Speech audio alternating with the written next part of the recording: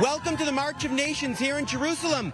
As you can see behind me and all around me, marchers here from 30 countries or more, Christians from around the world who support Israel and wanted to be here in Jerusalem to show their support with flags, with t-shirts, and of course with plenty of spirit. There are of course many marches here in Jerusalem of Christian supporters of Israel, but this one is extra special.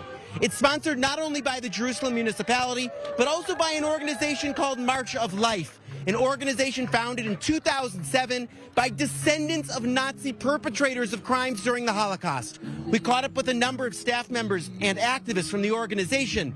Here's what some of them had to tell us about their own family stories and what it means for them to be here in Jerusalem on this day.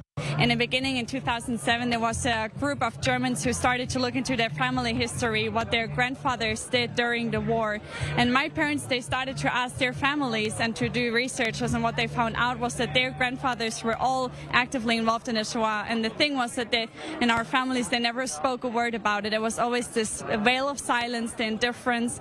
And step by step, during puberty, I got questions about identity, about who am I, what it means to be a German. So my parents started to talk about my family history, our family history, and the guilt of our family. And this brought me to become also a member from the March of Life movement, to make an active change, because I saw anti-Semitism in my school, and I always asked myself, how is this happening after the Holocaust, after the war, that Germans are still making jokes about Jews? How are these things still happening? So this brought me to become a member and to become active against anti-Semitism and for the Jewish people. So all of my 4 great-grandfathers were involved in the Holocaust, but they didn't talk about it afterwards. One of them, he was born and raised in Romania as a German, and when he heard about what's going on in Germany, he went all the way to Germany and to voluntarily join the SS. And we know that the SS was the toughest part of the German army at that time, and he became a sniper in all over Europe. He was he was killing Jewish people all over Europe, and there's blood and on his hands, and he was responsible for stealing the property of Polish and Jewish people, and then to put Germans into their homes. So he was active, and he was I'm so sorry. He knew the ideology, and he was part of that, and he never denied that ideology, and he never denied what he did. And my other great-grandfather, they always said that he couldn't go to the war because of a lung disease, and that was true, but it was only part of the truth.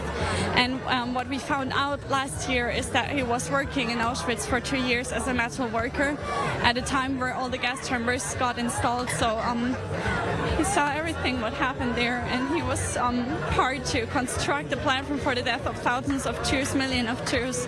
And when I heard this, it just broke my heart.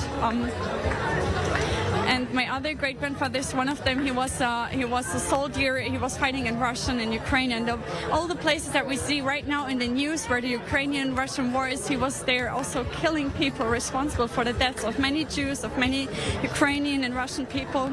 My other great-grandfather, he was like an overviewer in a tank factory, and it is known that he was a really brutal man. So all of them, they were really, they knew the Nazi ideology and they lived it. It was not only that they knew it, they lived it. And of course, this march isn't just another show of support from Christians around the world. It's happening this week as Israel marks and celebrates Jerusalem Day, the anniversary on the Hebrew calendar of when Israel took territorial control of the east of this city in 1967. On Thursday, we're expecting a very controversial flag march of a different kind, Israeli flags marching through the heart of the Muslim quarter, a march that has gotten plenty of attention. But this march shows there are other events over the course of this week of a different nature that also show love of Jerusalem, in this case, from around the world. Owen Alterman, I-24 News, here on the streets of Jerusalem.